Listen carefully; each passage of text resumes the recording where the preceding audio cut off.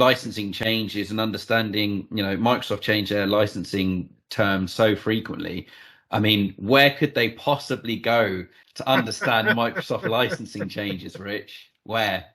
That is a very good question, and I might be slightly biased, but I would say, even just following me on LinkedIn, with my little monthly updates. But yeah, I mean, it's basically, it's almost all that I do, keeping up to date with Microsoft changes, and it keeps me busy. And there's always, there's something that slips by, and this, that, and the other. They've changed a bunch of things this month, and we're only on the 8th.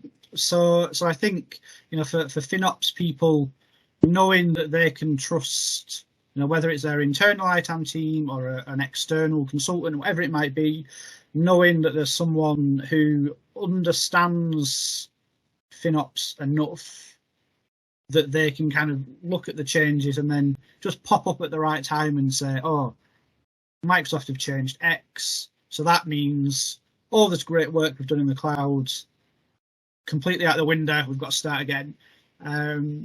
I think having that, and that's one of the things I've been trying to do over the last few years, working with the FinOps Foundation, is just trying to, every conversation I can, sort of pop up and go, let's not forget about ITAM, or let's not forget about licensing. And I think after a couple of years, it started to work, and they are doing some stuff now. I know the FinOps Foundation are working with the ISO organization on FinOps and ITAM, and aligning some of that. So that's good. But yeah, licensing changes. I would say I'm probably the best source. So we'll put a link to Rich's LinkedIn, and also Cloudy with a Chance of Licensing, because you have a newsletter as well, that you push out, which is really good.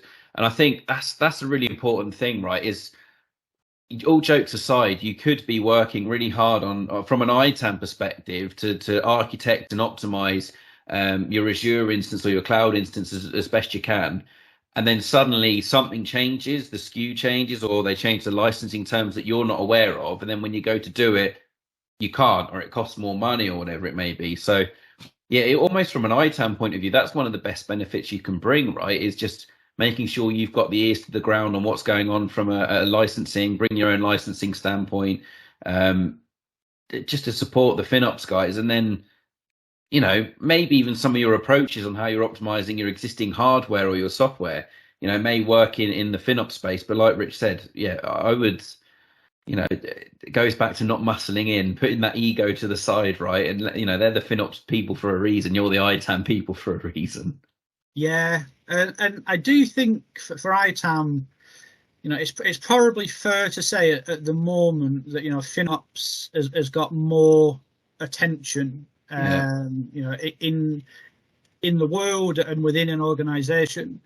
And I do think, maybe it's slightly cynical, but if you're ITAM within an organization and the FinOps team are getting, budget and focus and all this kind of thing, if you can work out how you can align with them and how you can help them, then there comes a point where, any of their success, if it's built on top of ITAM data or work that ITAM have been doing, then you get some of that focus and attention and budget as well.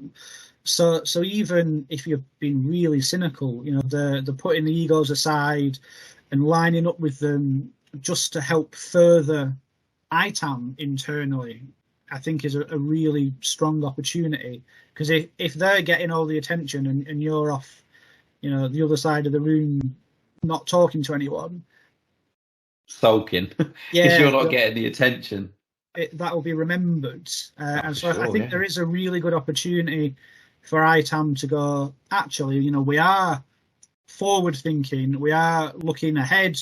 Yep, we can do cloud, we can do this, we can do that, and sort of move forwards. I think there's a really good opportunity there.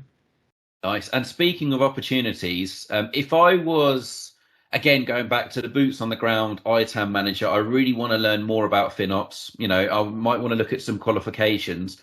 I mean, you've been there, done that, got the t-shirt. I You know, literally have got the t-shirt actually. I nearly wore it for this. Yeah, it's a t-shirt, a FinOps yeah, t-shirt. yeah. It's really good quality actually as well. Wow. Okay, so literally got the t-shirt as well. What would your advice be then to someone in the ITAM world that would like to develop their skills in FinOps, get some qualifications, etc.? I mean, we've mentioned the FinOps Foundation, but yeah, it'd be great to hear your thoughts. Yeah, I mean, I think absolutely do it. It's useful, it's interesting, and it isn't, like I say, it isn't a million miles away from ITAM anyway. So it's not, you're not sort of starting from scratch. Once you translate some of the terminology and things, it's a relatively comfortable area. You're only going out of your comfort zone 20% rather than 90. But it does give you a slightly different viewpoint on things that you do every day. So I think doing the FinOps practitioner course is definitely worthwhile. And I know they do virtual classes, they do in person, so it kind of works for whatever. And they are working on a kind of next level up course as well at the moment. But I think for most ITAM professionals, the existing practitioner course covers all the key areas. You get to understand, right, this is what FinOps are interested in, this is where they focus, etc. There are resources online, but certainly the FinOps book is Oh, no, it's blurry. It's almost as if you set it up. Oh, that's annoying. My virtual it nearly works. it It looks like when you see a person on Google Earth and it's trying to protect its identity. But the book's a great resource as well. Yeah. And I would say probably, that's probably enough. Doing the course, reading the book, it gives you some insight, and it also means when you go and have that conversation, like you were saying earlier, just the fact that you're FinOps certified, rightly or wrongly, will give you a little bit more kudos when you're talking to the FinOps people. They know that you're at least somewhat on the same page. So I think it's good for that. But absolutely, doing that and looking ahead and thinking, in 5 years, in 10 years, do I want to be an ITAM person? Do I want to be a FinOps person? Yeah. Do I want to be a hybrid? And I think, learning about it. I mean, learning stuff is never a bad idea, is it? Even if you do the course and you pass it and you think actually it's not for me, at least you've kind of done your due diligence almost, and you know what it's about, even if you're not interested in it. But I think for the vast majority of people, it will be a stepping stone to, further in your career. And I think it helps internally, year-end reviews and things. If you can say, look, I'm FinOps certified, I've taken these steps, it's going to be positive for you. Yeah, for sure. I think I didn't realise that there was that FinOps summit as well. Hopefully, we should see some more events right around FinOps. Yeah, I mean, I think they were unlucky, as everyone was, with COVID. That it kind of came about a year or so in, and then so they've been doing some online ones. But yeah, the UK summit, it was good. There were more ITAM people there than I thought there were going to be. I thought I might be the only one, but there were good half a dozen, maybe more at least, as well as some of the sponsors were people that you more usually associate with ITAM and things. So yeah, I think there will be more of them. That was the first one they'd done. But I would definitely say, yeah, if you're an ITAM person, get yourself along to something like that. Whether it's that was like a big proper summit.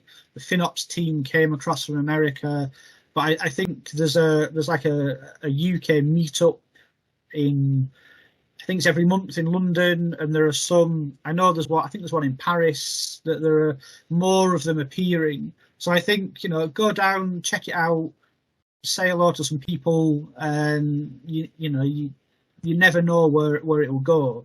But I think embracing it, either because you're really interested in it, or even if you absolutely hate it, understanding your enemy is, kind of art of war 101. So one way or another, get yourself involved. But it does give you a different viewpoint, and there are bits of it where you think, like with the business value and things, you kind of think, oh, I hadn't actually looked at it like that, but now, so it will make, I think it will make you a better ITAM practitioner. So yeah, there's no reason not to. But I think, other than the FinOps Foundation courses, there's not a huge amount out there. And again, this goes back to what we were saying about it being more top-down, more controlled. And I think over time, we will see other, I saw on LinkedIn there's a FinOps Alliance that popped up the other week, which seems to be separate to the foundation, and I guess is, so don't go down the ITAM route, guys. Just stick with one person telling you what to do. So I think that will happen, and it'll be interesting to see what comes out of the FinOps Foundation and the ISO standards.